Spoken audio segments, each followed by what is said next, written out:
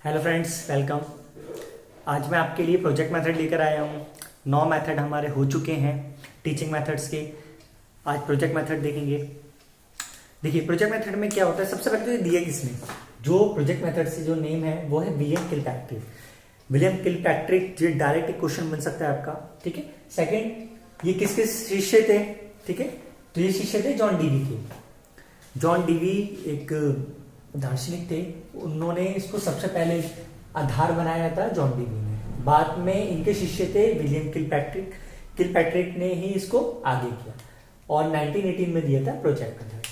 अब इस मेथड में क्या है जानते हैं। देखिए, इस मेथड में क्या होता है, बच्चों को उनकी प्रॉब्लम्स का प्रैक्टिकली अनुभव कराना, व्यवहारिक रूप से अनुभव देना, व्यवहारिक रूप से समझाना, प्रैक्टिकली समझाना प्रोजेक्ट मेथड के अंदर आता है। देखिए, एक एग्जांपल देखते हैं। जैसे बच्चों को मुझे समझाना है कि 100 डिग्री सेल्सियस पे पानी बॉईल होता है। ठीक है, ये तो मैंने बच्चों को वर्बली बताया, ठीक है, ओरली बताया, तो वो तो लेक्चर मेथड हो गया। लेकिन अगर मुझे इसे प्रोजेक्ट मेथड से समझाना है तो मैं क्या करूंगा, तो मैं बच्चों को लैब में ले जाके मीन्स दिखाऊंगा कि भाई इसमें पानी भरा, नीचे गैस लगाई, ठीक है, और इसे ऑन कर दिया। फिर धीरे धीरे होना शुरू हुआ और धीरे धीरे ये बॉईल होना शुरू हुआ। जब ये बॉईल होना शुरू हो गया तो बच्चों को समझ आना शुरू हो जाएगा कि हाँ, सबने बताया था कि जब 100 डिग्री सेल्सियस तापमान हो जाएगा, टेम्परेचर हो जाएगा, तो पानी बॉईल होना शुरू हो जाएगा। तो बच्चों ने अब उसको क्या करा, प्रैक्टिकली देखा। जब बच्चों ने उसे प्रैक्टिकली देखा, सारे इसमें देखिए किसके प्रैक्टिकली देखने के बाद क्रियाशील कौन था, बच्चे थे। चाइल्ड सेंटर था, बच्चे खुद ही सीख रहे थे, है ना।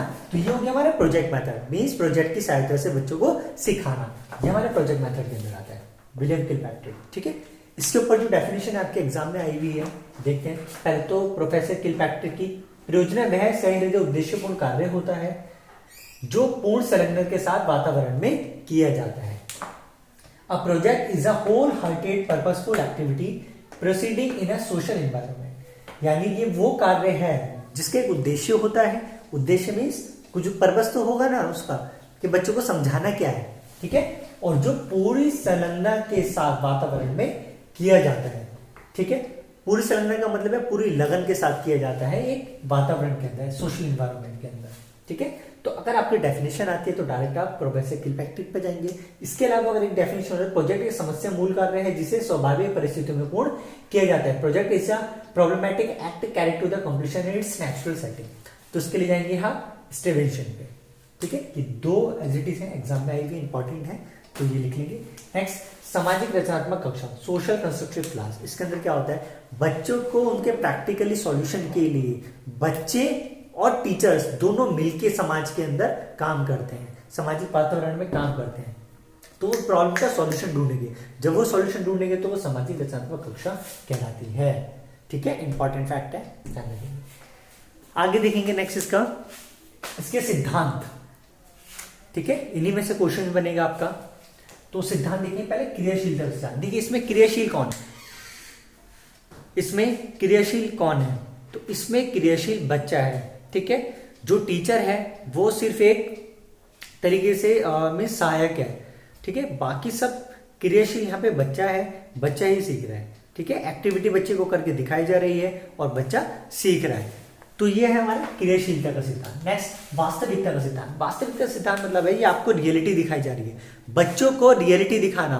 वास्तविकता का सिद्धांत, बच्चे क्या कर रहे हैं, रियलिटी देख रहे हैं, अपने ज्ञान का विस्तार कर रहे हैं, ज्ञान को स्थायी कर रहे हैं। जब बच्चों को वास्तविकता दिखाई जाती है तो वो ज्ञान उनका स्थायी हो जाता है। जब बच्चों का ज्ञान स्थायी हो गया तो वो लॉन्ग टर्म रहेगा। ठीक है, बच्चे अपने व्यवहारिक रूप में, व्यवहारिक जीवन में भी उसको फॉलो करेंगे। नेक्स्ट, स्वतंत्रता का सिद्धांत।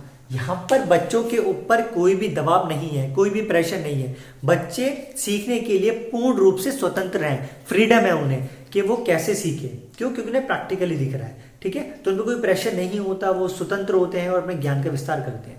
ठीक, नेक्स्ट, सुदृश्यता सिद्धांत, प्रिंसिपल ऑफ पर्पसिवनेस। इसका मतलब है कि जब भी कोई प्रैक्टिकली करके दिखाया जा रहा है तो उसका एक उद्देश्य होता है। ये कि उद्देश्य में, जैसे मैंने आपको ये एग्जांपल दिया कि यहाँ पर उद्देश्य क्या था, बच्चों को सिखाना। क्या सिखाना कि 100 डिग्री सेल्सियस के ऊपर पानी बॉईल होना शुरू होता है, तो उसका एक उद्देश्य था ना, तो सेम।